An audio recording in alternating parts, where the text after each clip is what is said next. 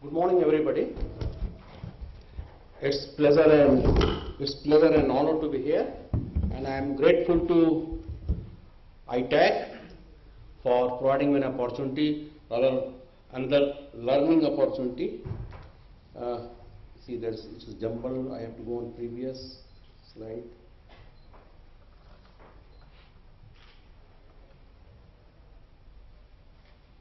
Yeah. Now, why this topic?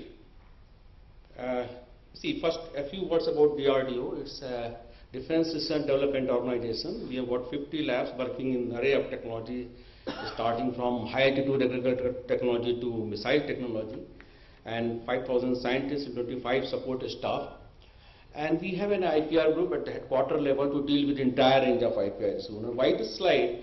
Let me tell you, because we are finding that dealing with the IPR issues in collaboration is becoming more and more important. In the changing scenario, when even the academic institution have got their own IP cell, and let me tell you, they are becoming more and more IP savvy and sometimes IP aggressive also.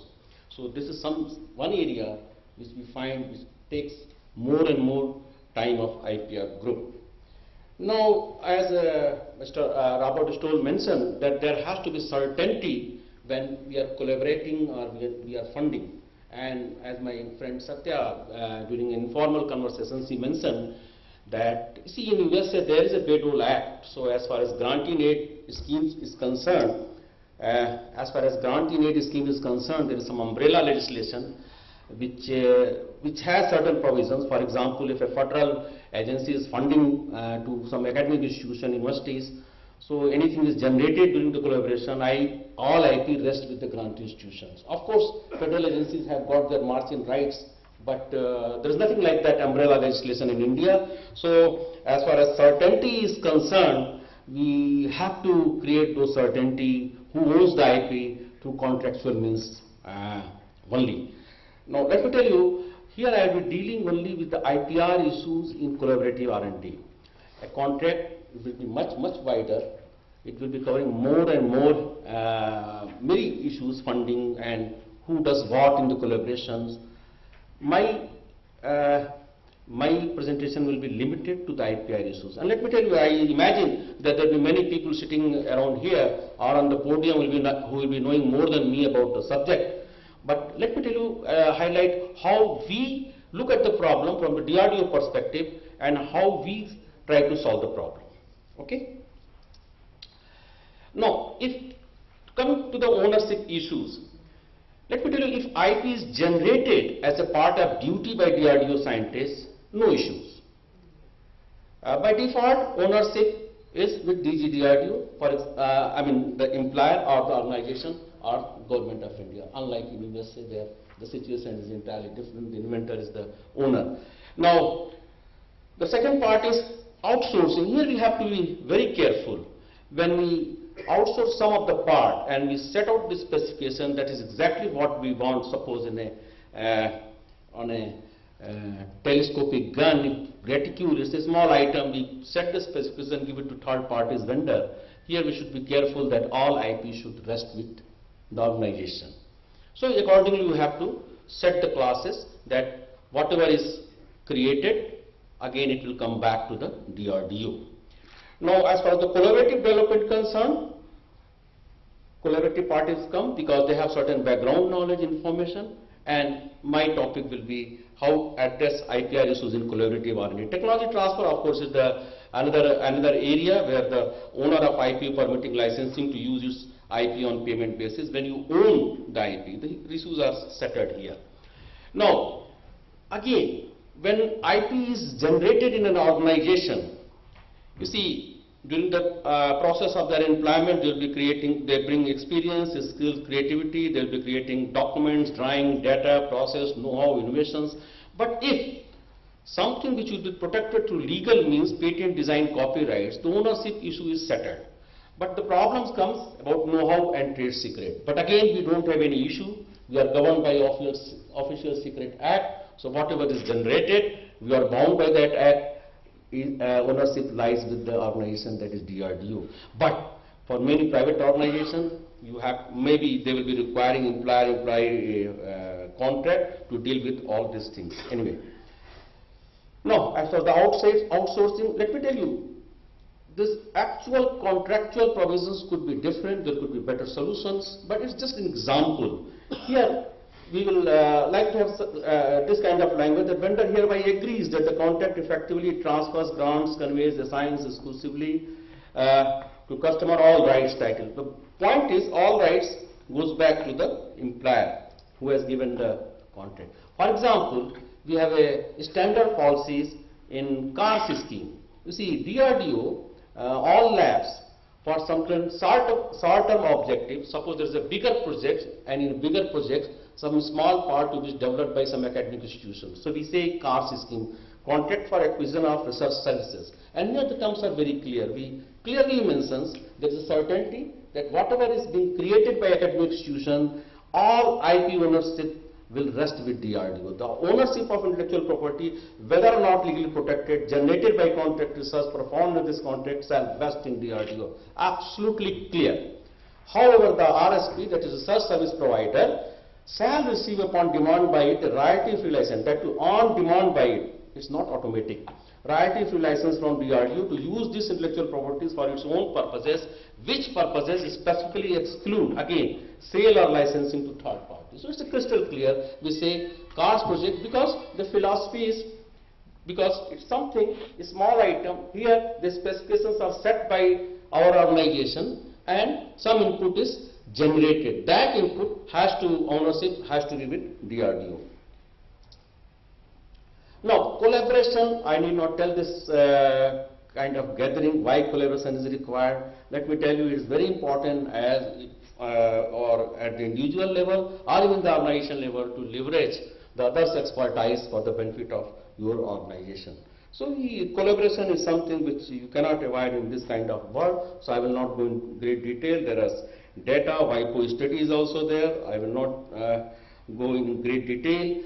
The point is, collaboration is important for R&D organization. There could be some mechanism also, joint venture, consortium approach, strategic partner, sponsored research. This is not exhaustive list. There could be varieties of hues and colors. You can set up a legal entity, consortium or joint venture or some loose kind of arrangement that is also known as joint venture. The point is, whatever is the mechanism, you should be clear about the IPR issues. Now, this is very important that IPR issues cannot be treated in isolation. You see, the IPR issues, first of all, you must remember that whatever the terms you are going to set in the contract vis-a-vis the IPR issues, it has to be in line with the mandate of your organization.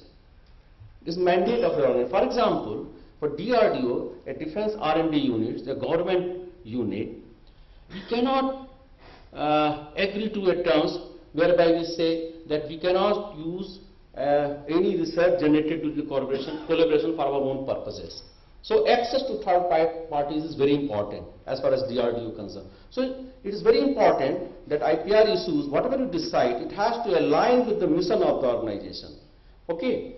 Then align with the mission of the collaborator also. So you should be careful. If I am collaborating with the industry, I should be very sure that profit is the motive for industry. They cannot survive without profit. If I am collaborating with the university, then I will look at the problem from a different angle. So I have to be very clear with whom I am collaborating. Nature of funding, who is giving money, involvement of employees, whether my employee is involved in the collaboration or not. Let me tell you, we have a standard policy. If my employee is involved in a collaborative agreement, R&D arrangement, then joint ownership is the minimum which I will accept. I will never accept that. I will never settle with only access right or use right. I will have to have a joint ownership right because my employees is also contributing to intellect power. Job responsibilities, who is doing what is the overall context also? Because this is very important. What is the overall context? How badly I need the technology of my collaborator, or how badly collaborator needs my technology, how badly collaborator needs my money. So all those things. You see, Whenever a contract is given to us for IPR vetting, I always insist, and everybody should insist, that you see, we have to have an entire picture about the contract, collaborative R&D. So that is very important if you are setting out to for this. And this is a checklist. Again, it's not a very exhaustive checklist. See, I have seen many IPR terms running into maybe 50, 60 pages, quite a piece of literature also. But the point is, these are the core issues which we feel ought to be tackled in any collaboration. For example, you have to, of course, you have to define the terms, then publication policy in collaboration. It should not happen if one of my lab is collaborating with the academic institution. You see, scientists and academicians always has a tendency to publish. So if something is published, then you cannot patent. So publication only in with consent of each other. Then who owns the IP? This is very important. Then who will file the IP patent? Who will be responsible for prosecuting and other things? For example, if I am collaborating with say IIT Delhi, then I am sure that they have got an IP cell. They can take care of patent application also. So if they insist that we will file, no issue, you can file it. But if I am collaborating with an agency about whom I am not very sure that they have got their own strong IP cell or mechanism, then I should be careful. So this is very important.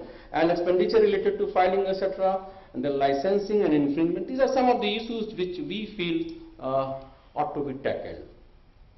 And now you have to define the terms of the parties. Sometimes this template will be different than the entire contractual template, because for IPR maybe you will settle for a different kind of definitions. I will come to that. And you have to define what you mean by background and what is generated during the collaboration, foreground. All those things you will have to define. Let me tell you just to give you an example how we define the information and how then we set out who will own the information, all those things. So suppose this is a very exhaustive definition. Here we have tried to capture everything which is transferred or shared during the collaboration.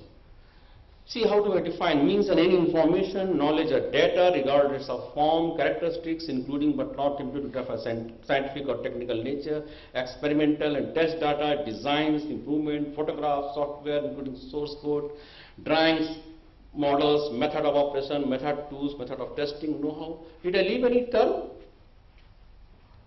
Point is, you have to capture everything, you have to imagine everything, what could be at stake during the collaboration, and I put in a term information. And then I set out intellectual property rights. Again, I define legal rights in information, and information is what?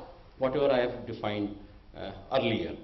Patents mean all patent application as well as patents covering foreground. I am just trying to give you a sample. And there could be better template, there could be better definition, there could be better way of tackling the problem. It's just an illustrative things, how we look at the things. Background information, any information generated or conceived by the parties prior to the contract, but which is necessary for the purposes of the research collaboration. So you have defining everything. There is certainty. What is background? Background means any party information or knowledge or IP which has been generated prior to the contract, and foreground which is being generated during the collaboration. So I am defining all the terms. We are crystal clear what exactly we are talking about. And foreground, any information generated or conceived by the parties during the performance of the research project. This is very important. So I have defined everything, and then, as I mentioned earlier, we say parties agree to confer and consult prior to the publication of any foreground information to assure that no proprietary, this is very important for us, that no proprietary confidential information is released, and that foreground intellectual property rights, including patent rights, are not. This is very, very important in Indian context, because there is always a tendency to go with the publication as early as possible. Parties shall not make foreground information available to third parties without written consent from each other. This is very important. And then ownership of background will not change. So this is also there. And then again we say parties can use all background information, background intellectual property rights for research purposes. Parties to jointly own the foreground information, there could be variation.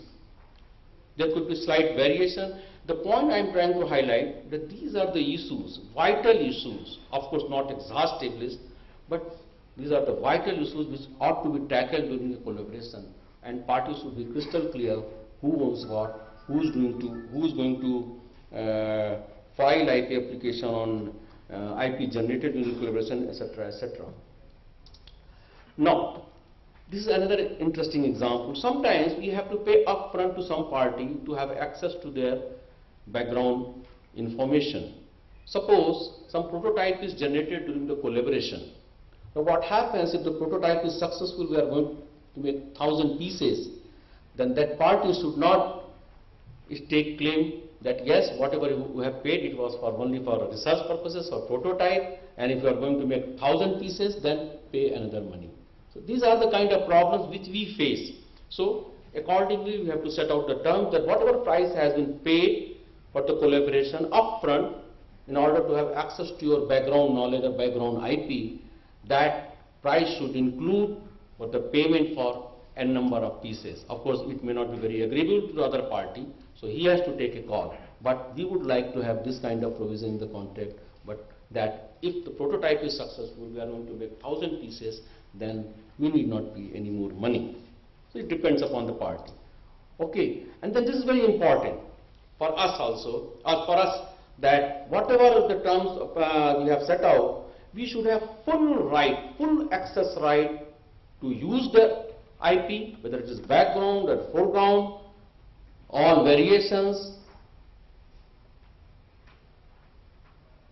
I should have full right to get it made by the third parties for my licenses, so that being in defense, we would like to have no hindrance for making it n number of pieces either by ourselves or by third parties.